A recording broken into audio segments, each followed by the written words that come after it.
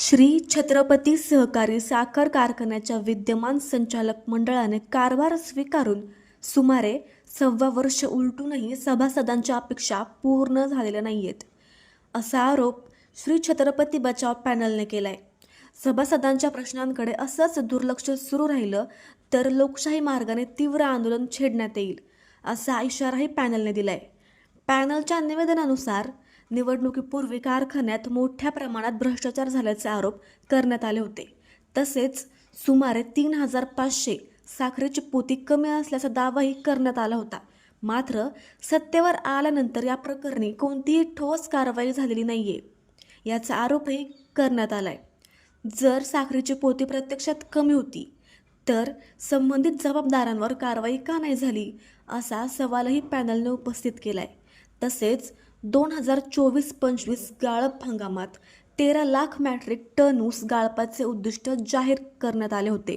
मात्र ते पूर्ण करण्यात संचालक मंडळाला अपयश आल्याचा दावा करण्यात आला आहे. सभासदांच्या ऊसाच्या कांड्यांचे बिल देण्याचे आश्वासनही अद्याप पूर्ण झाले नसल्याचा आरोप निवेदनात करण्यात आलाय.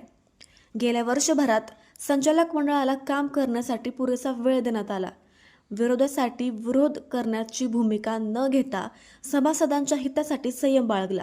मात्र सभासद, ऊस उत्पादक आणि कामगारांच्या प्रश्नांकडे सातत्याने दुर्लक्ष होत असल्याने आता शांत बसणार नसल्याने पॅनलने स्पष्ट केले आहे.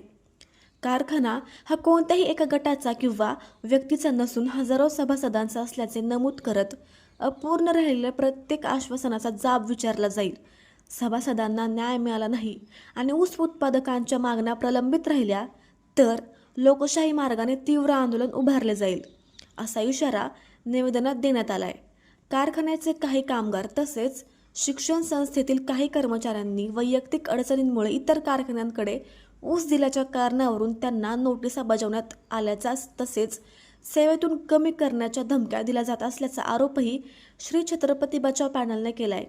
अशा प्रकारे दबावाचे वातावरण निर्माण करून ऊस गाळपासाठी सक्ती केली जात असल्याचाही दावा निवेदनात करण्यात आलाय. ही पत्रकार परिषद घेण्याच्या पाठीमागचा उद्देश असा होता की 25 मे 2025ला या कारखान्याचे चेअरमन पृथ्वीराज बापू जाचक आणि त्यांच्या सगळ्या संचालक मंडळांनी कारखान्याची सूत्र हाती घेतली आणि ही सूत्र हाती घेत असताना सत्तेवर यायच्या अगोदर यांनी ज्या भीमदेव थाटामध्ये घोषणा केल्या की महाराष्ट्रामध्ये ऊसाला आम्ही सर्वाधिक भाव देऊ, कारखान्याची खंडित झालेली खोडकी चार्जेसची बिलं किंवा त्याला आपण कांडबिल म्हणू, हे कांडबिल आम्ही देऊ आणि ऊसाचं कार्यक्षमतेनं गाळप करून हा कारखाना महाराष्ट्रामध्ये नावारूपाला लावून महाराष्ट्रामध्ये राहू द्या, निराखोऱ्यामध्ये सुद्धा यांना या कारखान्याचं नाव लौकिक करता आलं नाही.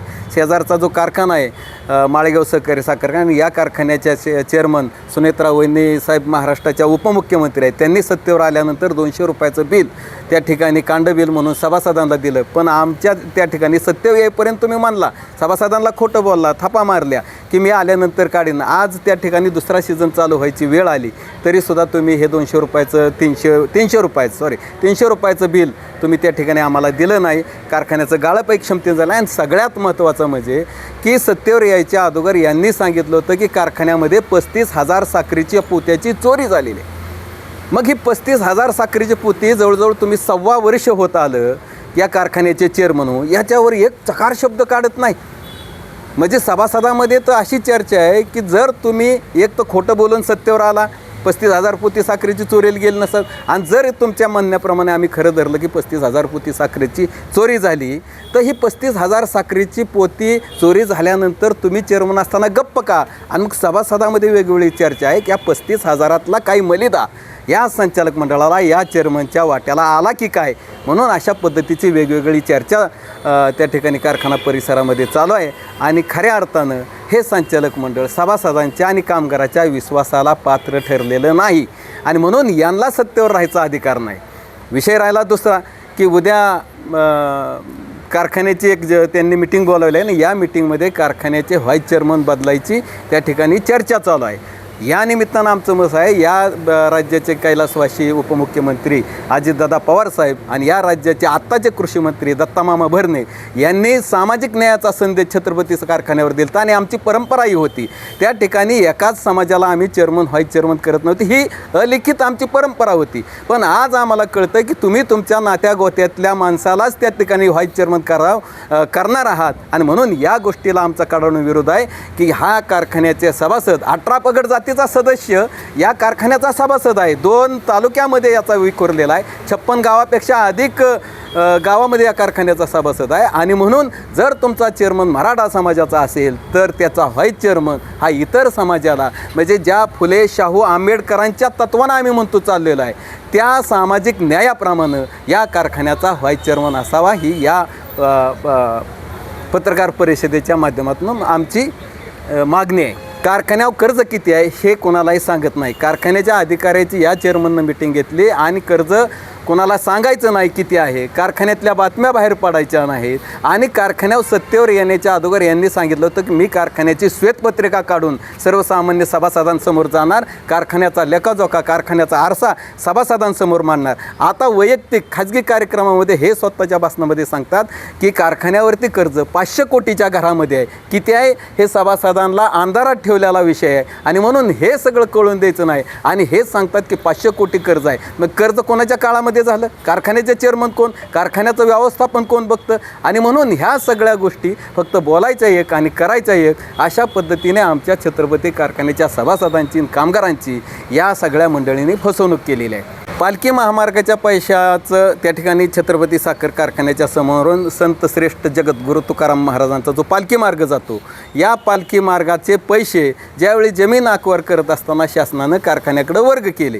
कारखान्याकडे वर्ग केले, पैसे किती वर्ग केले यांनी अजून कोणाला सांगितलेलं नाही आणि हे पैसे या सगळ्या मंडळीने आजपर्यंत खर्चून टाकले आणि परवा या देशाचे माननीय रस्ते विकास मंत्री गडकरी साहेब आले असताना त्यांनी सांगितलं की आम्ही रस्ता इथं होऊन देणार नाही आणि त्यावेळेस जी पत्रकार परिषद घेतली त्या पत्रकार परिषदेमध्ये त्यांनी सांगितलं ह्या ज्या रस्त्याचं पैसे गेलेले आहेत हे पैसे आम्ही सभासदांच्या बिलातून तुम्हाला देऊन टाकू. म्हणजे पैसे तुम्ही खर्चायचा आणि आमच्या कष्टाचं पैसे तुम्ही आमच्या बिलातून कापून देणार. तुम्ही कोण?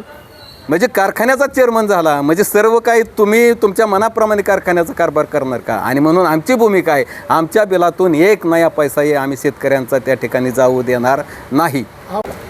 कंबाईनच केला नाही कारण ते संचालक मंडळ गेलं हे तुम्ही जवळजवळ 6 वर्ष आला ना. मग कारखान्याचं जे बॅलन्स शीट असतं ते एकाच वर्षात सगळं गपवत नाही ना. म्हणजे ज्यावेळेस आपण खर्च करतो ते प्रत्येक गोष्ट पायरीप्रमाणे चढत जाते ना. नाही शंकेला वाव तर राहतोच ना. आणि मागचंही संचालक मंडळ आणि आत्ताचंही संचालक एकाच नेत्याच्या विचारामध्ये होतं आणि म्हणून तुम्ही कोणाला दोष देणार? सभासद तर ह्यात दोषी नाही. सभासदांनी तुमच्यावर विश्वास दाखवला पण तुम्ही सभासदांच्या विश्वासाला पात्र राहिला नाही. सभासदांनी विश्वास दाखवला, तुम्हाला सत्य बसवलं, तुम्हाला चेअरमन केलं, तुमचं संचालक मंडळ त्या ठिकाणी निवडून दिलं. आता आम्ही सभासदांच्या आणि कामगारांच्या हितासाठी त्यांनी जे कष्ट करून त्या ठिकाणी ऊस घालावला, रात्रंदिवसा कष्ट केलं, त्या कष्टाला न्याय मिळवण्याच्यासाठी सनदशीर मार्गाने लोकशाही मार्गाने आम्ही सातत्याने संघर्ष करून या सगळ्या मंडळींना न्याय द्यायची भूमिका आमची आहे. अशाच नवनवीन बातम्या पाहण्यासाठी बारामती वार्तापत्र चॅनलला लाईक करा, शेअर करा, सबस्क्राईब करा आणि बेल आयकॉन प्रेस करा.